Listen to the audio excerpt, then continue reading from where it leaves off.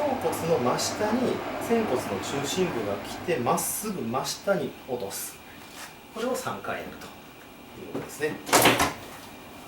キックです。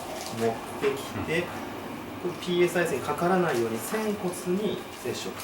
このままひねってきて、まっすぐ落としたら息吸って、そうやね。はい、吐いて、先生が上に来て、